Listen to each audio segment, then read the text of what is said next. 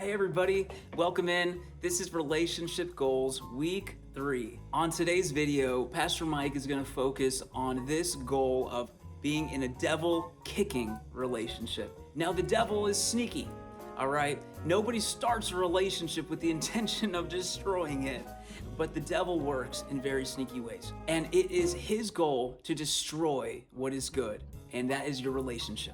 So let's go ahead and see what Pastor Mike has, and I will check in with you guys afterwards. Welcome to Relationship Goals 3, Devil Kicking.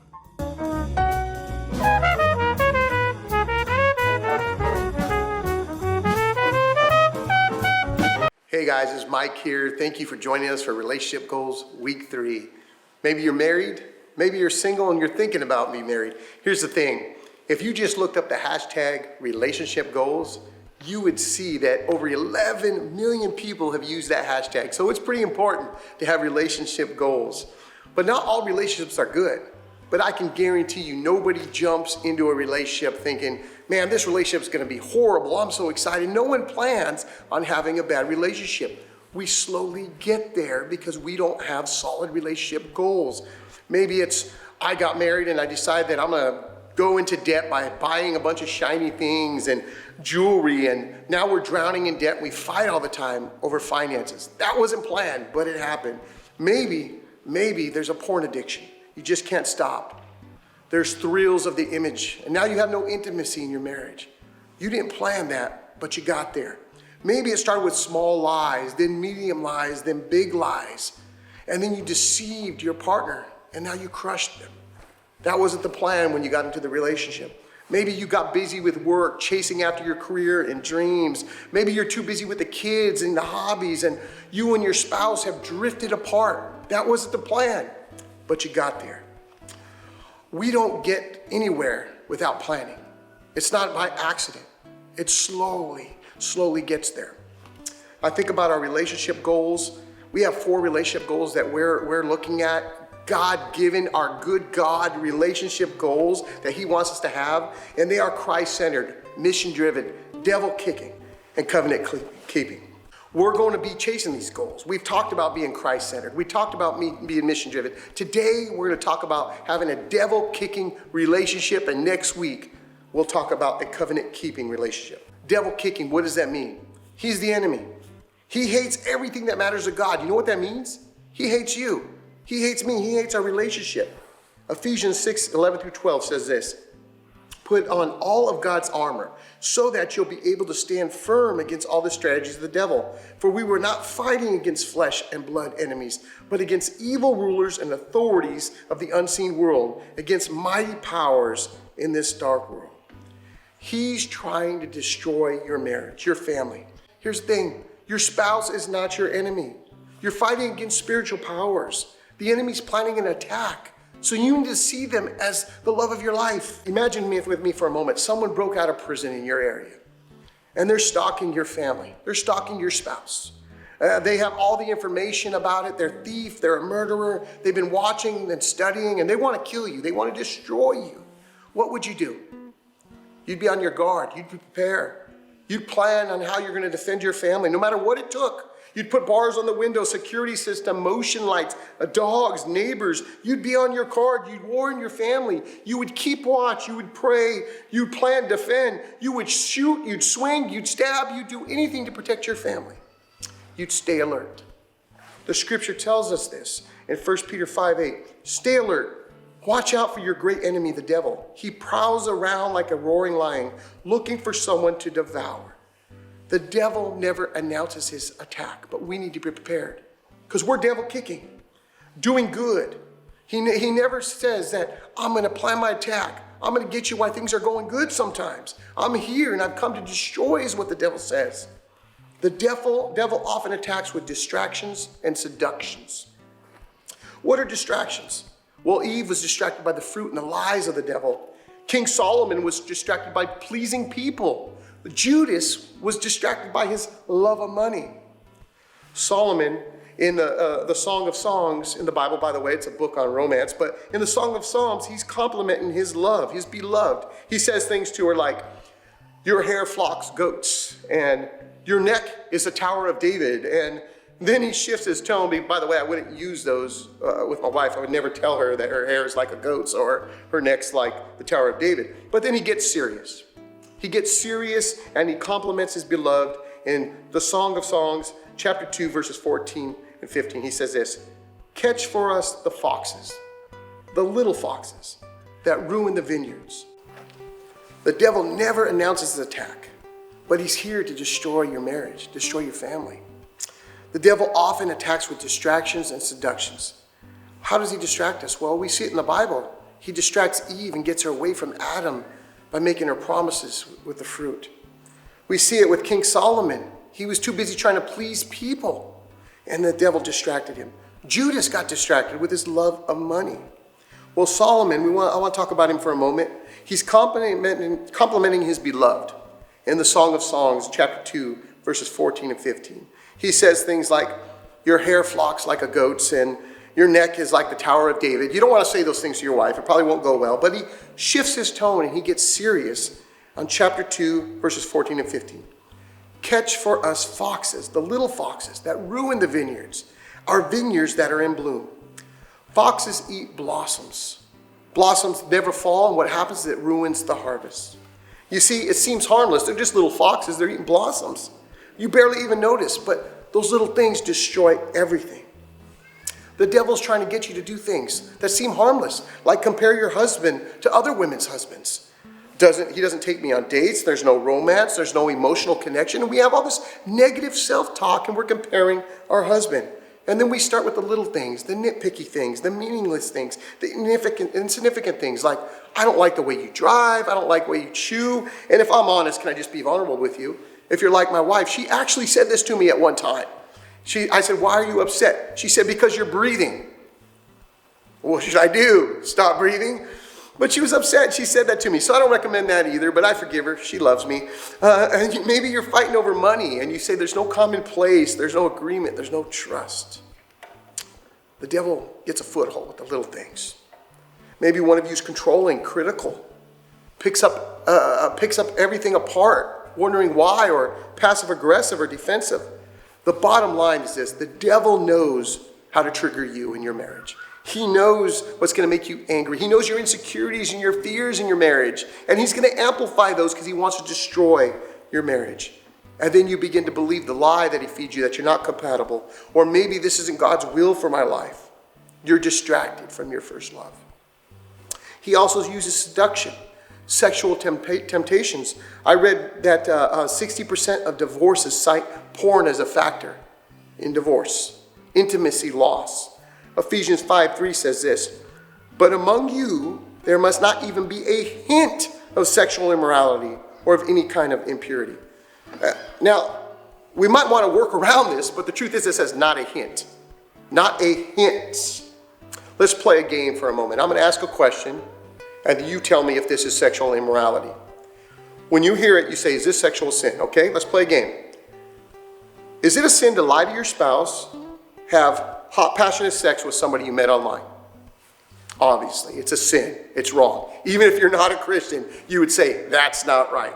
Well, is it a sin to binge watch porn on your phone, lusting wildly, where you can't control the urge to stop? Most of us say, yeah, that's a sin. That's crossing the line. How about not full-blown porn? What about Netflix original programs that get you lusting? Is that a sin? How about this? Dressing provocatively. Posting immodest pictures of yourself on Instagram using hashtag blessed. Is that a sin against your spouse? Well, here's the thing. We need to listen to God here. He said, not a hint of sin. Because want to know why? We are devil kicking. And if we're going to be devil kicking, we can't give a hint of sin. So what is impurity? Impurity is poison. It creates distance in our marriage. And we need to keep ourselves on the other side of sin and not allow the devil to have a foothold.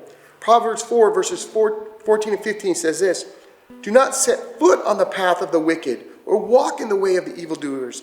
Avoid it. Don't travel on it. Turn from it and go your way." Not a hint of sin. How can we do that? Well, maybe you need to limit the access to your phone. Don't eat alone. with the opposite sex. I know I don't do that. I just don't do it. Maybe no ongoing conversations with the wrong person on social media. Maybe you're looking forward to that DM. That needs to stop. Don't follow people who visually or relationally tempt you. Old boyfriends, old girlfriends, delete them. Maybe you're vulnerable at the gym. I don't know. You need to answer these questions. If that's the case, work out at home. Maybe you can't handle Instagram or TikTok. Delete the app. Maybe you have a dangerous relationship at work. I would say move to a different department or change jobs. You're probably saying, Pastor Mike, why are you so extreme? I'm so extreme because anything that can harm your marriage is worth getting rid of. It's worth getting rid of. It's worth being extreme in order to save your family, to fight for your family. Why fight a temptation in the future if you have the power to eliminate it today? You have the power to eliminate it. Why fight it in the future? Why get to that place where there's no intimacy? Why to get to that place where we're talking divorce if you can fight and eliminate it today? Now there's going to be two extremes that are hearing this message. One that are saying that I'm going overboard. I don't need this. It's stupid. Well, here's the thing. The devil's coming. He's coming and we need to be ready. Or on the other extreme, I'm so trapped, I don't see any way out.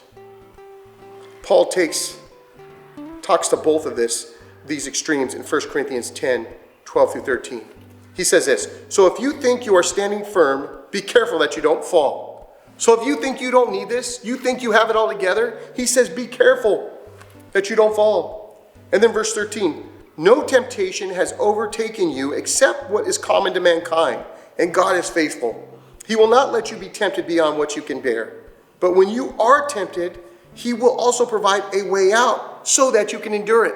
So if you think that you're beyond hope, your marriage is beyond hope, Paul's saying that's a lie. That's a lie from the devil. God can help you. He's going to give you a way out. Keep fighting. Maybe you're not married and you're saying, I'm going to pass on this message. Or maybe you just love hearing Pastor Mike beat up the married people. Whatever it might be. Well, there's distractions for you today. And when you're distracted by the things of Satan, I'd say, seek God. Become the one that you want to be married to in the future. Be faithful to the spouse that you don't have yet. Seductions, just don't do it. Just don't put yourself in a way that, in harm's way, and don't let the devil get a foothold that's going to hurt your future relationship. You see, you don't build a life of righteousness in the future on a foundation of sin today. You don't build a life of righteousness on a foundation of sin today. Whenever I'm tempted to give into something that will hurt my marriage or hurt my future of my ministry, I visualize the destruction. I visualize that I'm going to one day meet God face to face and have to give him account. I visualize how I'm going to hurt and disappoint thousands of people. How I'm going to hurt my wife. I'm going to disappoint my staff and my family and my friends. And the destruction of me giving in to temptation will bring.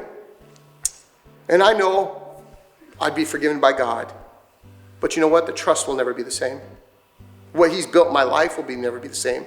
It would crush my children who fully believe that I'm a man of God. It would destroy my wife. It would destroy the church that God has called me to care for. It would devastate Sabrina, my best friend, the person who has sacrificed more than anybody else for me. She would be destroyed for the rest of her life if I was to give in to temptation. Here's the thing. The devil will attack. And you need to answer honestly. In your marriage, where we are currently most vulnerable for spiritual attacks. We need to be honest. Where are you most vulnerable for spiritual attacks? If you're not married, you can replace the where are we to where am I most vulnerable currently to spiritual attacks. Only as strong as you can be honest. That's the only way that we can be strong if we're honest. What God blesses, Satan curses. What God loves, Satan attacks. Pray together. We talked about that in week 1 in relationship goals. Pray together and honor God. And here's the thing. When you're being attacked, turn it up. Be devil kicking. Hold hands with your spouse and pray. Hold hands and pray out loud and know the word of God. You need to say, not today, devil. You have no place in this home. We're fighting for our family in prayer. We're going to pray prayers like, no weapon formed against us shall prosper. And we're going to believe God's going to answer that prayer. We're going to pray, greater is he who is in us than he who is in the world. We're overcomers. We have the blood of the testimony of the Lamb. Here's the thing, is you're not fighting against your spouse. You're fighting for them in prayer. We are devil kicking. We are committed to devil kicking marriages. Some of you may be fighting alone. And I pray for you. But don't give up. Don't disengage. Fight for your marriage. It's worth the fight. I want to talk to the women for a moment, the wives for a moment. Instead of criticizing, gossiping, resenting, turn all that energy into prayer, encouragement. Build him up. No matter where your husband's at, tell him these words. I still believe in you. I still believe in us. And I'm going to God on your behalf. Don't give up on your husband. Don't give up on your man. Tell him you're there for him. Encourage him and build him up. I can tell you, he needs it. He wants it. He's waiting to hear you say that to him. Men, I'm going to be a little bit harder on you. What I'm going to do, I'm going to ask you to be a man. Be a fighter. Get up and lead your family. Get involved in the church. Quit being passive about it. Serve together, counseling your family. Don't just fight like a man. Fight like a man of God. Like your family matters. What I know about you men, I know for sure if I was going to talk to you, if somebody was going to break into your house, let me make it personal. If somebody was going to break into my house, I'm not going to nudge my wife and say, Sabrina, go defend our home. No, I'm going to say, honey, get behind me. I'm willing to die for you. And I would say, men, if I'm guessing correctly, I know you. You'd say, I do the same thing to protect my wife, to protect my house. Well, God asked us to do more than just die for them.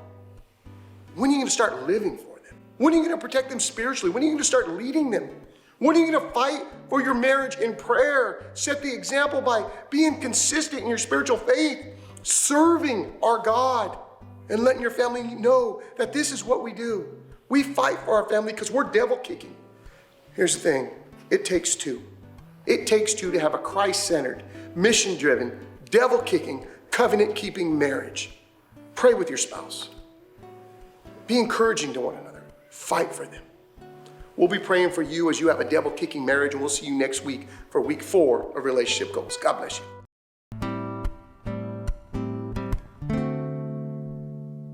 Welcome back, everybody. I hope that you enjoyed that just as much as I did. And really, it challenged me. I gotta admit, I do not pray nearly as often as I would like with my spouse. So never neglect to check in and see how you can pray with one another and strengthen each other, and how you can commit to being in a devil-kicking relationship and focus on God's goodness. I will be praying for you this week and for you to have a devil-kicking relationship. Pray with your spouse. There's nothing that you cannot do together. Until next time, have a good one. I'll see you guys for Relationship Goals number 4. And that's the last one of this series. So I can't wait to see what's after that. But see you guys next time.